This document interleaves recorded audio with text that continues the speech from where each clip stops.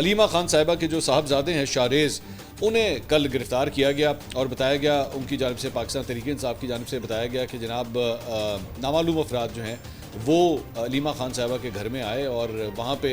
वो अपनी शाहरेज़ जो हैं वो अपनी फ़ैमिली के साथ वहाँ पे मौजूद थे और उन्हें गिरफ़्तार किया गया और उनको वहाँ से गिरफ़्तार करके जो है वो ले जाया गया। पहले ये बात समझ नहीं आ रही थी कि उन्हें गिरफ़्तार किसने किया है, किस एजेंसी ने किया है, पुलिस ने किया है, किसने किया है। लेकिन उसके बाद आहिस्ता आहिस्ता जो है जब इन्फॉर्मेशन मज़ीद आना शुरू हुई तो पता लगा कि पंजाब पुलिस की जानिब से जो है उन्हें गिरफ़्तार किया गया है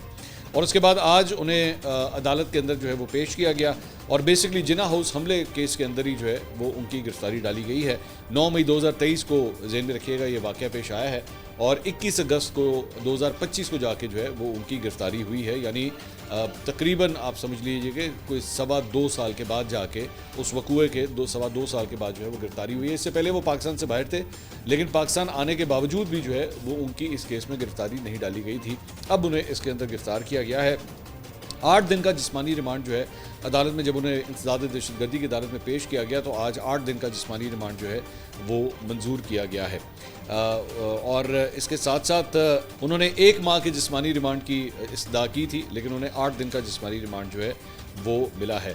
शाहरेज़ खान जो है उनकी वकालत सलमान अकरम राजा जो पाकिस्तान तहरीक-ए-इंसाफ के सेक्रेटरी जनरल हैं वो ही कर रहे हैं इस केस के अंदर और उन्होंने इसकी मुखालफत भी की थी, लेकिन उसके बावजूद जो है वो 8 रोज़ा जिस्मानी रिमांड जो है वो दे दिया गया।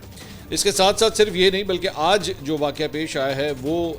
भी इस तरह है कि उनके जो दूसरे भाई हैं शाहरेज़ के, अलीमा खान साहिबा के जो दूसरे भाई हैं उन्हें भी, शेर शाह, उन्हें भी जो है वो आज उन्हें गिरफ़्तार किया गया है और शेर शाह जो है वो